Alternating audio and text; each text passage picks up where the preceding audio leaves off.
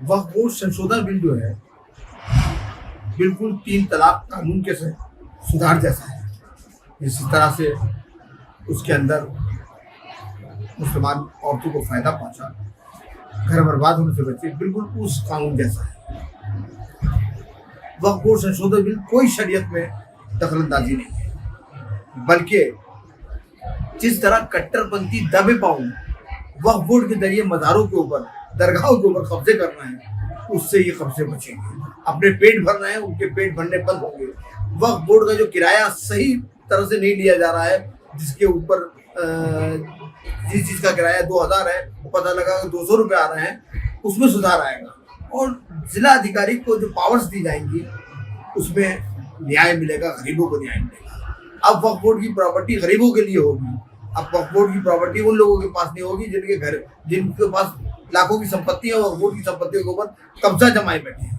दरअसल वक्फ बोर्ड संशोधन कानून कोई सियासी खेल नहीं है, न मुसलमानों की दुश्मनी में है, बल्कि मुसलमानों के हित में है। कुछ देर बाद ही सही, कई सालों बाद ही सही, लेकिन वक़्फ़ के ऊपर कहीं ना कहीं तवज्जो हुकूमत की गई है टॉप लेवल से। और मेरे ख़्याल से जब हमारे देश की तरक्की और कामयाबी की बात की जाती है तो हुकूमत का भी यही नज़रिया है कि देश की तरक्की हो, कामयाबी हो। तो जो पिछड़े हुए मुसलमान हैं, जो कमज़ोर तबका है, जो इकनॉमिकली बैकवर्ड्स मुस्लिम्स हैं, और उसके साथ साथ एजुकेशन में जहाँ कमी हो रही है मुसलमानों में, अगर ये तमाम दूरियों को इन तमाम कमियों को अगर दूर किया जाता है इस नए अमेंडमेंट से, तो this is a very welcome step.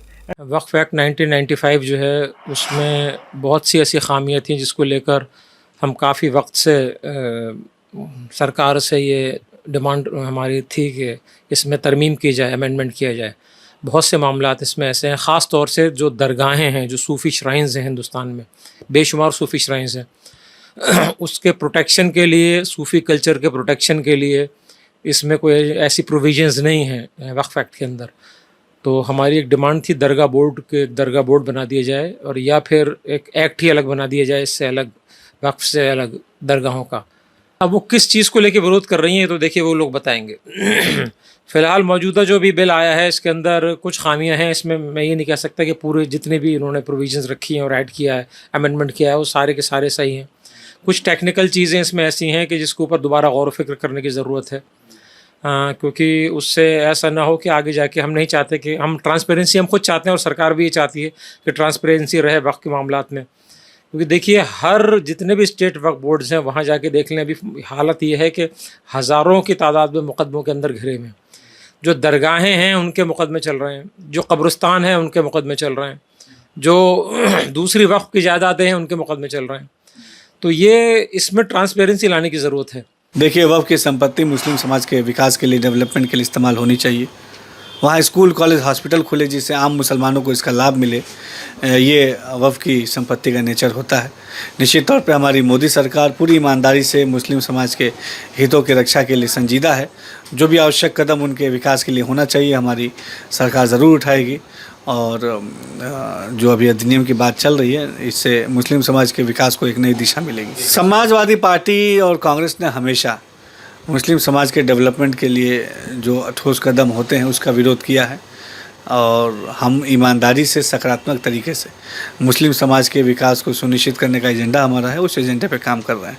Akhil Bharatiya संत समिति की यह बहुत लंबे समय से मांग थी कि वक्फ बोर्ड के कानून जो 1995 में बने और 2013 में जाते जाते यूपीए गवर्नमेंट ने जिस प्रकार का नंगा नाच किया, किसी की संपत्ति हो, कहीं की संपत्ति हो, इस्लाम को आए 1400 साल हुआ, 1500 साल पुराना गांव वक्फ बोर्ड के नाम चढ़ा दिया जाए, ऐसे कैसे देश चलेगा।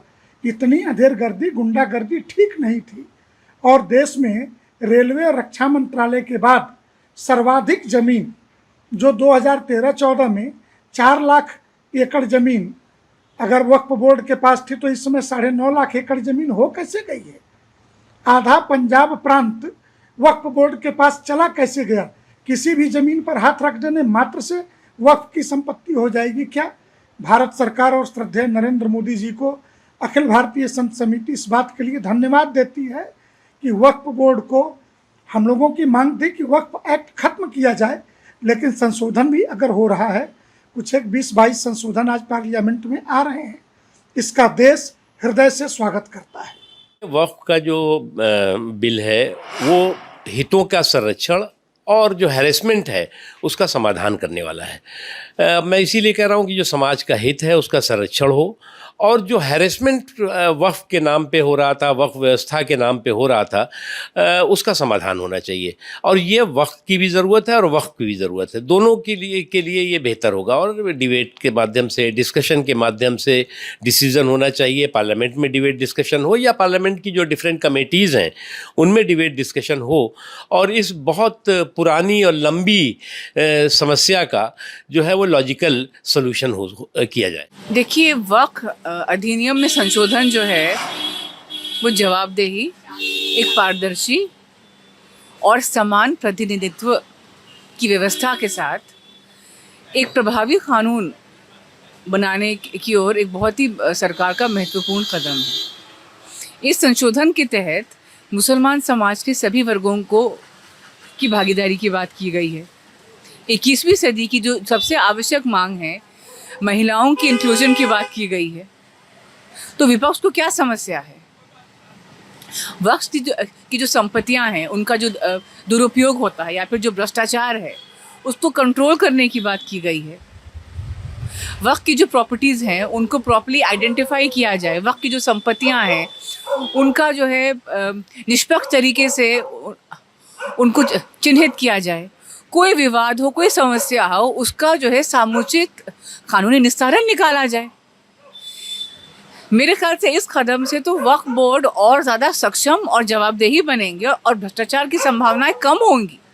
दिल्ली वक्फ बोर्ड की हम अगर बात करें तो फिलहाल पिछले 2 साल से जो है जो विधवा महिलाएं या फिर जो अनाथ बच्चे हैं उनको जो वजीफ़ा मिलता है कहाँ मिला है उन्हें। जो हमारे इमाम हैं मस्जिदों की, उनको भी कहाँ वेतन मिलता है ठीक से।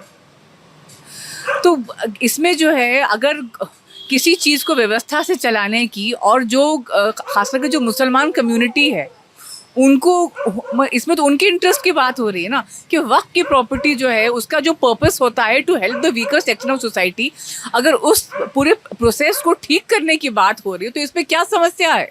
शरीयत में दखलंदाजी की बात कहाँ से आती? फिलहाल जो स्थिति है वक्फ बोर्डों की, तो क्या वो सही है? क्या कुछ लोगों ने जो है वक्फ बोर्ड पे अपना कब्जा करके जो संपत्तियां हैं वक्फ की, उन पे नाजायज़ तरीके से उन पे कब्जा कर रखा है, तो क्या ये सही है? इसका मतलब विपक्ष को ये सब सही लग रहा है? और जो एक्चुअल बेनिफिशरीज हैं उन तक तो पहुंच नहीं पा रहा है।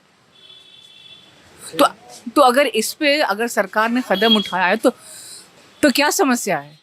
क्योंकि इस देश के अंदर जितनी भी प्रॉपर्टीज़ हैं सबको या तो बड़े बड़े कॉरपोरेट्स को बेच दिया गया है, या आज भी जो वक्फ की संपत्ति है उसके जो रेंट आते हैं वो जो मार्केट वैल्यूज़ है उससे काफ़ी गुना कम है। तो इसलिए, और उसके अंदर ऐसे ऐसे प्रावधान ला दिए गए, जब यूपीए की सरकार ने 2 उसके अंदर जो अमेंडमेंट किया मुस्लिम तुष्टीकरण के लिए, और उसके अंदर ऐसे अमेंडमेंट किए तुष्टीकरण के कारण कि वक्फ बोर्ड अगर किसी की संपत्ति पे अपना अधिकार जमा दे तो वो संपत्ति वक्फ बोर्ड की हो जाती है, और अगर आप कोर्ट भी जाना चाहें तो वक्फ बोर्ड के ट्रिब्यूनल में ही उस कोर्ट की सुनवाई होगी। तो मुझे लगता है कि इस तरह के कानूनों में, इस तरह की प्रक्रियाओं में बदलाव निश्चित तौर पर होना चाहिए।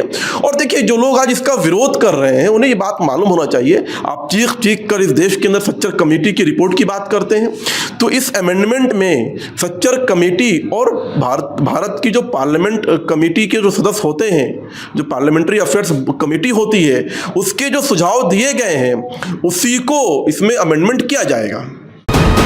वीके न्यूज, राष्ट्र के नाम।